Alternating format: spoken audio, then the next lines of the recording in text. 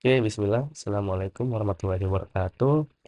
Kembali lagi di video saya, dan di video kali ini saya akan menunjukkan ya sebuah cara merouting OSPF dengan model intervendor ya, alias membaut routing dinamis antar router dengan vendor yang berbeda.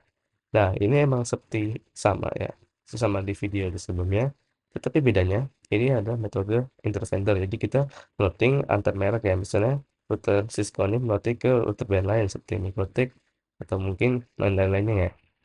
Nah, gimana sih untuk melakukan routing intervendor ini? Kita ada satu syarat ya. Yang pertama, routing protokol ini dia sudah mendukung ke semua vendor ya. Misalnya untuk protokol ini dia bisa dipakai untuk semua brand kayak MikroTik dan Cisco. Dan mungkin ada cuma satu brand dong yang support ya, misalnya kayak protokol routing IEGP, dia hanya bisa di satu router saja alias Cisco router saja. Dan kalau kita coba di router lain tak bisa karena dia tidak mendapatkan protokol routing tersebut. Oke, mungkin itu ya penjelasan routing intervendor ya. Nah, mungkin ini penjelasan lagi tentang OSPF yang tadi ya. Nah, jadi ini emang routing protokol yang standar terbuka. Ini memang sudah diaplikasikan oleh sejumlah vendor jaringan ya. Nah, ini adalah OSPF ya. Karena OSPF ini juga sudah paling tepat untuk melakukan konfigurasi dynamic routing ya. Nah, ini juga bisa untuk di router. Nah, jadi OSPF ini ya yang tadi ya, dia disebut route redistribution dan penerjemah antar routing protokol. Dan OSPF ini cuma hanya mendukung IP saja ya, bisa kayak MAC address nggak bisa begitu. Nah, biasanya emang udah banyak sih yang menggunakan routing protokol ini ya, bisa untuk skala besar seperti di sekolah tentunya ya, di gedung atau perkantoran dan lainnya ya untuk mengaplikasi routing ini. Oke, yang tadi em, nanti mungkin itu aja penjelasannya, kita sudah dijelaskan di sebelumnya.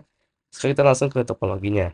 Ini topologinya ya beda sedikit ya. Kita cuma hanya diperlukan dua router Cisco untuk router 1 dan sebagai router 3, dan kita hanya pakai satu router saja untuk Bikotek. Kita taruh sebagai di router 2 ya, dan ini akan menyambungkan yang akan mengarah ke Cisco ke router 1 dan ke router 3. Ini mungkin simpel ya terlihatnya ya. Cuman mungkin untuk cara konfigurasinya ini beda ya. Dan tentunya kita langsung saja start ya. Kita langsung saja ke IVIG untuk ke tempat simulasi network routing ya. Nah, ini kita sudah lihat eh ini ada contoh topologi ya. Ini sudah sama-sama yang di slide. Jadi yang sebelumnya ini semua router Cisco ya yang pakai IGRP.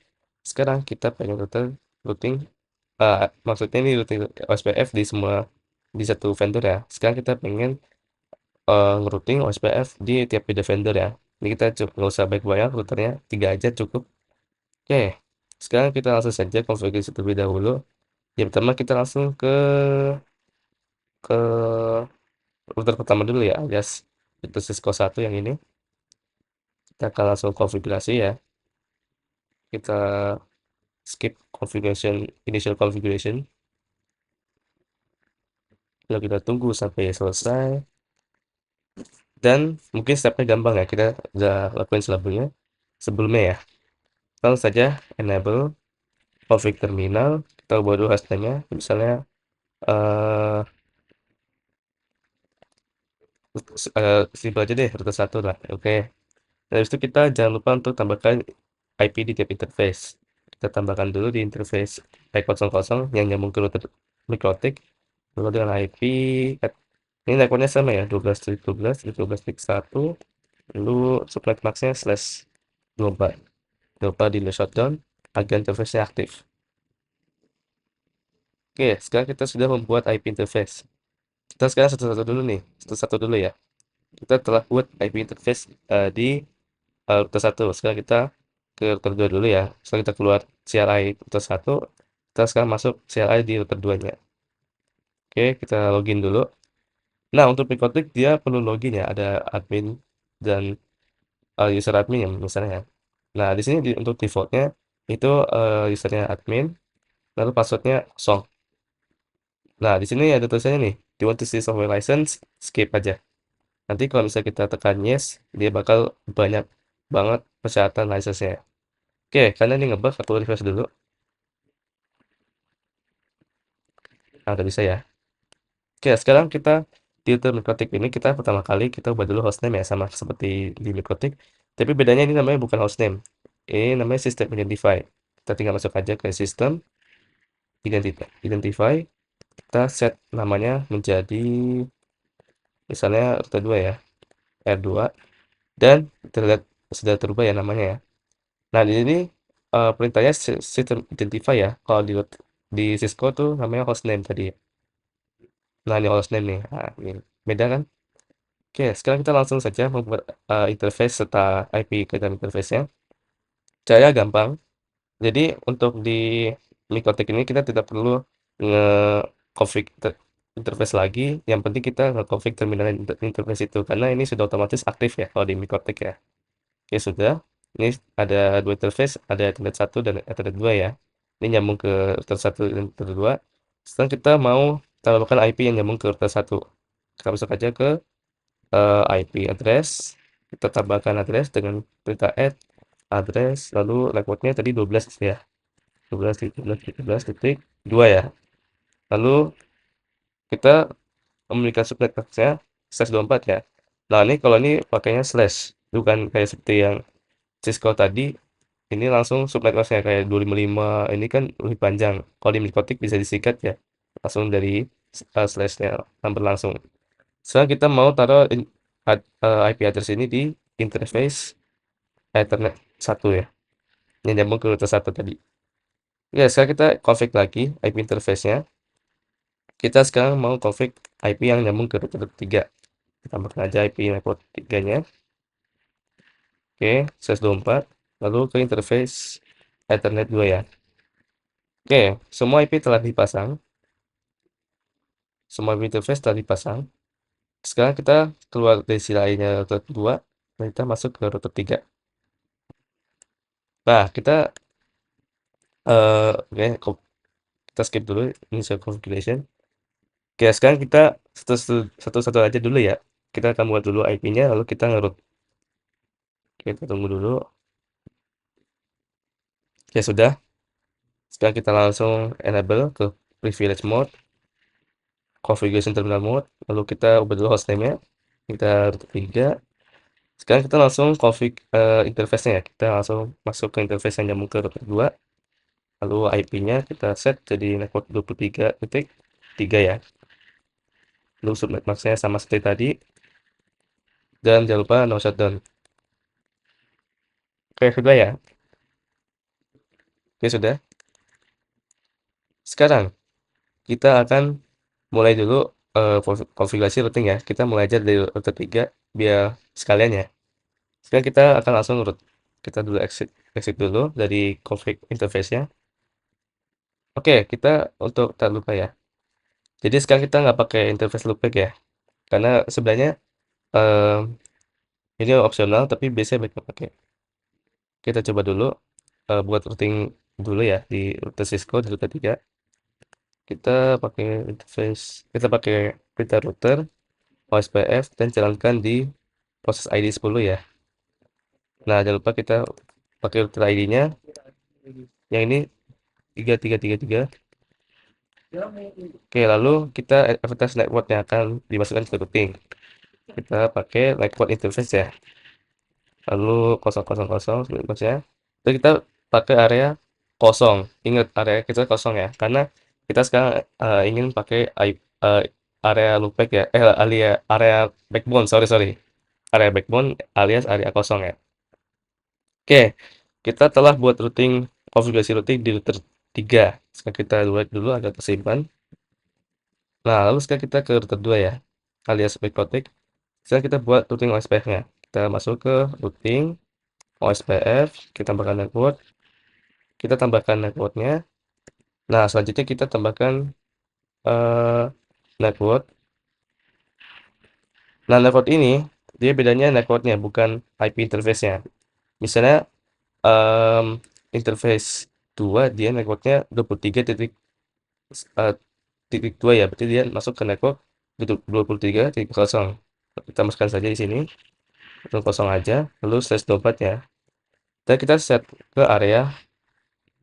Nah, untuk mengisi area, kita pilih namanya backbone ya, bukan area kosong seperti ini. Ini tidak bisa ya. Jadi namanya pakai huruf bukan pakai angka.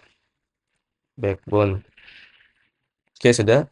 Sekarang kita tambahkan lagi untuk networknya 12 di kosong.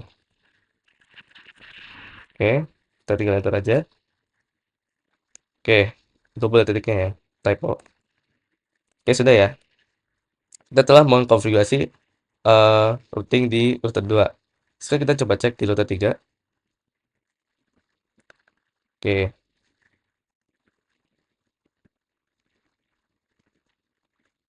oke, sekarang kita langsung ke router 1 ya. Nah, di router 1 ini kita coba untuk buat konfigurasi routing. Sekarang kita langsung exit dulu. Kita buat routing OSPF, router OSPF, proses ID 10. Lalu kita tambahkan router ID setelah satu ya. Oke, sudah. Kita tambahkan network yang akan mau di advertise. Pakai area backbone. Oke, sebenarnya ini simple ya, sudah dapat ya. Kalau bisa tidak berhasil, kita nanti coba pakai interface loopback. Oke, ini sudah berhasil ya.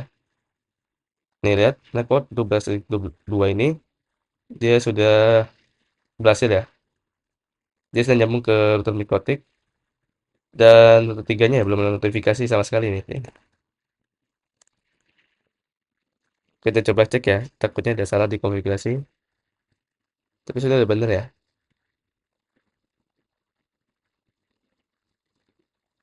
eh Oke guys, jadi typo sorry. Jadi jadi sebelumnya saya config interface di router 3 ini pakai IP 23.2 ini konflik ya. Sorry, ini typo sorry sorry. Coba aku ubah dulu IP-nya kita ubah di 23 ya. Ini typo. Kebalik tadi IP-nya. Oke sudah, kita tunggu dulu. Oke kita coba lihat. Ah ada saya. Tadi tadi gagal karena tadi IP-nya konflik ya sama router 2. Sorry guys typo guys. Oke sudah. Sekarang kita sudah nge-root di 3 router ini. Nah, untuk membuktikan kita bisa coba lihat di routing table. Sekarang kita coba di routing tiga dulu ya. Kita coba to show IP root OSPF ya. Nah, kita bisa lihat ya, ini sudah terroute ke 12.0 lewat 23.2 ya. Ini gateway-nya. Ini adalah gateway yang di router mikrotiknya. So, kita coba cek di router 1. Kita coba lihat di routing table seperti apa. IP root OSPF. Nah, ini sudah nyambung ke network 23.0 via gateway-nya mikrotik juga ya, sama tadi. Sekarang kita coba dicek di router Mikotik. Nah, caranya ini beda ya. Untuk menunjukkan routingnya, kita panggil perintah IP root print. Di sini kita bisa lihat ya, ada terdapat simbol di sini. Yang pertama ada A itu adalah aktif, D itu adalah dynamic, C itu adalah connect ya. Nah, di sini terlihat bahwa ini tidak disimbolkan OSPF ya, tapi sudah tersambung ya di sini. Ada networknya 12.2 dan 23.2 ya. Sekarang kita coba tes ping ya. Kita ping dari router 1 ke 3. Kita coba to ping 23, 23, 3. Berhasil ya. Sekarang kita coba sebaliknya. Berhasil juga ya. Nah, coba sekarang kita akan putuskan router 2-nya. Kita coba mungkin nggak usah diputusin ya. Atau misalnya kita coba matikan router 2-nya pasti ya eh, tidak berhasil ya. Oke, itu ya. Cukup dari sini saja. Yaitu adalah cara untuk melakukan OSPF routing di tiap vendor. Jadi itulah cara kerjanya ya. Dan jadi untuk di akhir, mungkin kalian tahu ya, kenapa kita tidak perlu menyimpan konfigurasi di Cisco ya, di Mikrotik ya. Kalau misalnya kalau di Cisco, kita kalau ingin menyimpan konfigurasi, kita harus manual dong, do write kan. Di router satu juga pun harus do write dulu. Nah, kalau router Mikrotik ini, dia tidak perlu.